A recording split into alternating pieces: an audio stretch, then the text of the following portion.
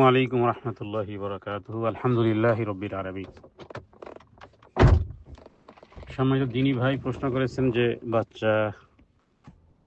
ছোট বাচ্চা কথা বলতে তোতলামি আসতেছে, বা অনেক বাচ্চা আছে যে 2 বছর 1.5 বছর থেকে যখন কথা বলা শুরু করে, 3 বছর 4 বছর বা 6-7 বছরের বাচ্চা অনেক সময় নূতন করে তোতলামি শুরু হয় বা বৃদ্ধি হতে থাকে। হয়তোবা প্রাথমিকভাবে ছিল না, হয়তোবা 3-4 বছর বয়সে ছিল না, এরপরে 6-7 বছরে তোতলামি বেড়ে গেছে বা পরবর্তীকালে আরও বেড়ে গেছে। এই বিষয়ে কোরআন সুন্নাহ থেকে কোনো চিকিৎসা বা কি করণীয়, বিষয়গুলো আমরা ইনশাআল্লাহ আলোচনা করার চেষ্টা করবো ইনশাআল্লাহ বিইজনিল্লাহ ওয়া মা তাওফীকি ইল্লা বিল্লাহ। প্রথমত আমরা জানি ইতিহাস থেকে যে হযরতে মূসা আলাইহিস সালাতু ওয়াস সালাম তিনি একটু তোতলামো স্বভাব, বা একটু তোতলাতেন এক কথায়। আল্লাহ তাআলা যখন ফেরাউনের কাছে তাকে পাঠালেন, তখন সে বলেছিল যে, হে আল্লাহ, রব্বি ইশরাহ লি সাদরি ওয়া ইয়াসসির লি আমরি ওয়াহলুল উকদাতাম মিন লিসানি ইয়াফকাহু কওলি, যে হে আমার প্রভু, আমার বক্ষকে উন্মুক্ত করে দেন, আমার কাজ সহজ করে দেন, আমার জিহ্বার গিঁট খুলে দেন। ওয়াহলুল উকদাতাম মিন লিসানি, আমার জিহ্বার জড়তা দূর করে দেন।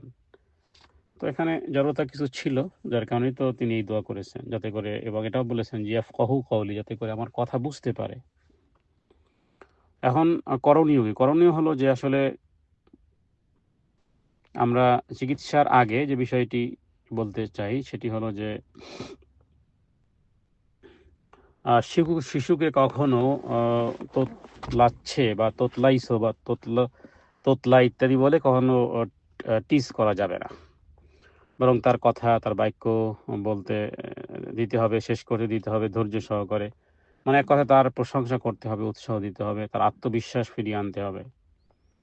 এবং দেখা যায় যে অনেক সময় ভয় বা রাগের পরিবেশ হলে বাচ্চা তোতলামি বেড়ে যায়। মানে শিশু যদি ভয় পায়, সেটা মানুষের ভয়, সেটা অন্য কোনো ভয় হতে পারে, চাপের মধ্যে থাকলে তখন তোতলামিটা বাড়ে। এজন্য ঘরে শান্ত পরিবেশ তৈরি করতে হবে, যেন সে সহজে অনায়াসেই কথা বলতে পারে। এটা হলো প্রথমত তার পরিবেশের উপরে নজর নজর দেয়া। দ্বিতীয় হলো যে শিশুর মাথায় হাত রেখে বা শিশুর মুখে সকাল বিকাল বা ঘুমানোর আগে এই যে ওয়াহলুল উকদাতাম মিন লিসানি, এ দোয়া পড়া যেতে পারে, বা এই আয়াতটি নিয়মিত পড়ে শিশুর উপর ফু দেয়া যেতে পারে। আল্লাহর রহমতে কথা বলার স্পষ্টতা আশা করা যায় যে বৃদ্ধি হবে।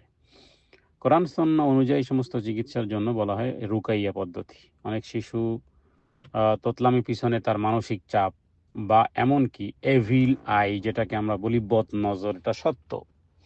আর নজরু হক্কুন, রাসূলুল্লাহ সাল্লাল্লাহু আলাইহি ওয়াসাল্লাম বলেছেন, কারণ নজর লেগেছে বাচ্চার প্রতি, যেটাকে আমরা এভিল আই বলি, শয়তানি চোখ, মিনাল জিন্নাতি ওয়ান নাস। তো মানুষের নজর লাগার কারণেও বাচ্চা তোতলামি শুরু করতে পারে, রুকাইয়া করতে হবে। তো এই ক্ষেত্রে সূরা ফাতিহার, সূরা বাকারা, সূরা আয়াতুল কুরসি, বিশেষ করে সূরা ফালাক এবং নাস, সূরা ইখলাস, এগুলো পড়ে বাচ্চাকে ফু দিতে হবে। আর বাচ্চা যদি পড়তে পারে, মাশাআল্লাহ, এগুলো মুখস্থ করিয়ে ফেলতে হবে। সূরা ফাতিহা, আয়াতুল কুরসি, সূরা ইখলাস, সূরা ফালাক, সূরা নাস। আর শেষে বলা যেতে পারে, হাদিসে বর্ণিত দোয়া বলা যেতে পারে যে আল্লাহুম্মা শফিহি শিফাআন লা ইউগাদিরু সাকামান, হে আল্লাহ, আপনি এমন আরোগ্য দেন যাতে করে কোনো রোগ অবশিষ্ট না থাকে। আর বদনজর আর ভয় বা দূর করার জন্য আমরা হাদিসে বর্ণিত এই দোয়াটি পড়তে পারি, ওয়াঈদুকুম বা ওয়াঈদুকুমা বিকালিমাতিল্লাহি তাম্মাতি মিন কুল্লি শাইতানিন ওয়া হাম্মাতি ওয়া মিন কুল্লি আইনিন লাম্মাতিন। বদনজর কাটবে দোয়া দ্বারা, বদনজর দূরীভূত হবে। যে আল্লাহ তাআলা পরিপূর্ণ বাণীর মাধ্যমে আমি আশ্রয় চাচ্ছি প্রত্যেক শয়তান বা বিষাক্ত যাবতীয় প্রাণীর ক্ষতির নজর থেকে। তো এই কাজগুলো করতে হবে, এবং দোয়া করতে হবে। আল্লাহ তাআলার নামগুলো বাচ্চাকে শিখাতে হবে, ইয়া ফাত্তাহ, ইয়া আলিম, ইয়া লতিফ।